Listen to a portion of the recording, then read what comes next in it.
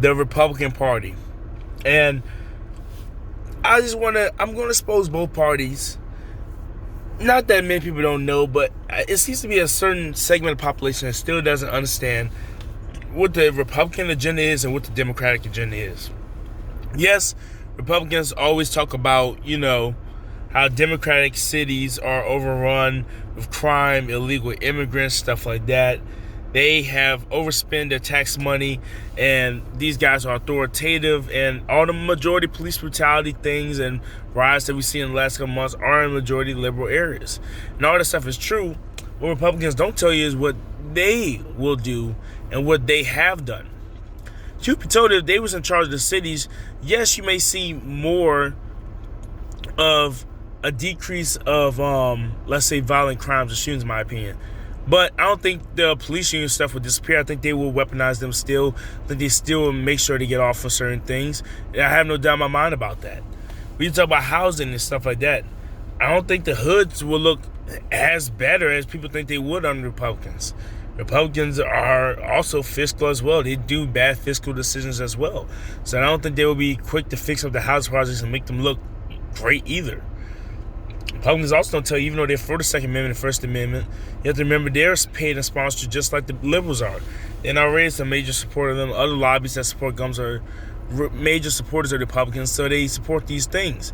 If these guys didn't funnel money into them, they probably wouldn't be the Second Amendment and First Amendment party. Just like the liberals are for the LGBTQ, narrative, the minority narrative, therefore the healthcare narrative, all this stuff, because different progressive companies have supported them over time, and the LGBTQ community has infiltrated the party.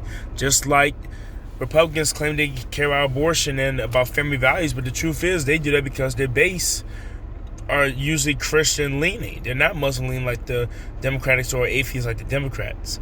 These are just a few reasons why it's hypocritical when they say that they would change everything. Because truth be told, if the Republican base somehow had a lower amount of Christians in there, I think abortion wouldn't even be a huge issue for them anymore. They wouldn't really care about the gay rights in some counties like they do now. There's a lot of things they wouldn't care. Like Republicans appealed to the soccer moms in the Bush era. In the Reagan era, they appealed to the soccer moms when they said Grand Theft Auto was dangerous and it was causing mass shootings, and they appealed to them when they said porn is bad and when having racy pictures of women was bad and Playboy should be canceled and all this other stuff. So, in essence, you really don't get a different thing. That's why it's smart to look at both parties for what they are, and whatever issues you feel are important, you vote for them. But don't just vote for them because they have an R or D after the name. And one last thing, when they talk about war, yes, Republicans are known to talk about Obama's war record and Bill Clinton selling out to China and Iran and Iraq. They talk about Jimmy Carter, but they don't talk about Reagan and how basically they give him too much credit for ending the Cold War. It was going to end regardless. They kind of skip over George W. Bush and say, well, W had to do it because 9/11 happened. But 9/11 is more and more evidence showing that they had intel about it might happening. And then they also use this war as a way to get into the Middle East even further. So, and even Trump has done drone strikes and other things in the Middle East as well. So you can't always talk about Obama, Clinton, and Jimmy Carter without talking about these other presidencies. You can't talk about Democratic mayors, but you can talk about Republican mayors doing redlining and gerrymandering in the districts. So this is what I have to say to you guys. Make sure you look up what your politicians are doing locally, and make sure you see which party is doing what. Because both of them are running a game on Americans right now. Well, they've been doing it for hundreds of years. But it's getting worse at this point, because now we're literally canceling people for saying they like a Republican or liking Donald Trump. When in essence, this November you're voting for two old white guys. I don't care what anybody says. Any old white person, any white person, period, probably has said nigger in their life, just like black people say all types of things about whites. I have no doubt about it. I have no doubt about it. Two guys born in the 40s have said the word nigger before. I just can't see them not saying it. You guys are 70 plus years old.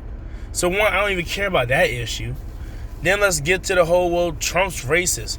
You look at Biden and other Democrats, they had the same stance as Trump did on immigration literally up until 2005. So let's cut out with all this, the parties are different. They're pretty similar. Other than a couple wedge issues, they're basically saying the same thing.